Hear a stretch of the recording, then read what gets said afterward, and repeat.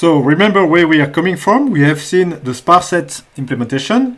It was used by the domains. Then we have the variables that are also using the domains. And then we have the constraints. Okay, and as you have seen, the two are really interleaving. So variables are also storing the constraints. Okay, and the storing constraints are also acting on the variables as well when they are pruning the domains of the variables.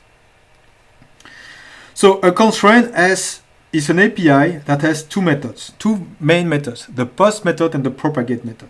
The post method is really a kind of constructor, if you want, that will be in charge of stating the constraints and hooking up the variables to say, I'm interested to be notified when something changes in your domain. And the propagate method is really the one that will kill the values, kill all the inconsistent values according to the semantic of the constraints.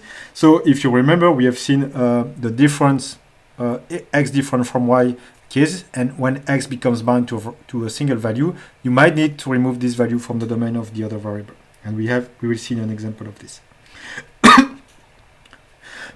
So the constraint is an interface. It has first the core API is this one, but you will see that there are other methods that I will call the performance API. These methods are there just for performance reason.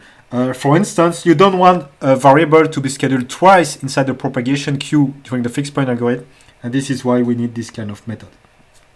Or you might need that this constraint will be satisfied whatever happens inside the domain. So you don't want this constraint to be notified again. You just say, remove my notification. I don't want to be executed again.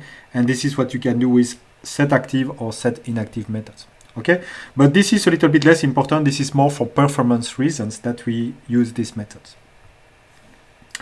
So it's an interface. So we will propose an abstract constraint implementation, which is a partial implementation. Everything is implemented there except the post and the propagate.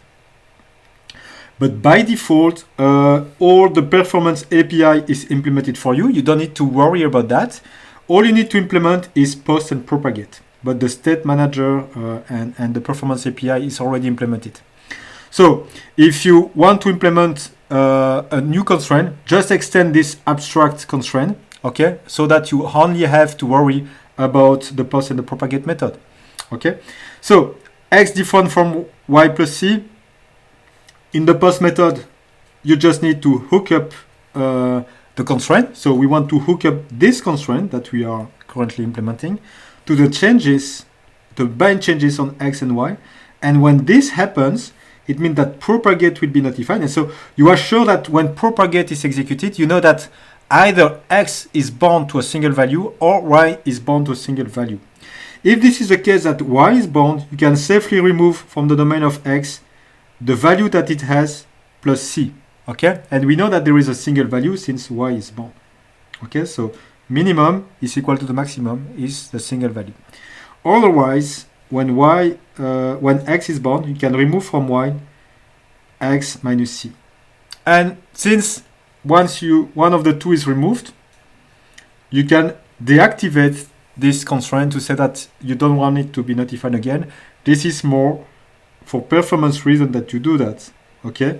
Because you know that since one of the two constraints has been one of the two variables has been bound, and you have removed this specific value inside the other variable, whatever happens in the subsequent changes, it won't violate the constraint anymore.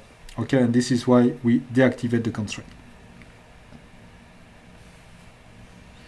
What I propose next is that we implement a constraint inside minicp, and this is one of the constraints that you will use inside for solving the Enigma puzzle.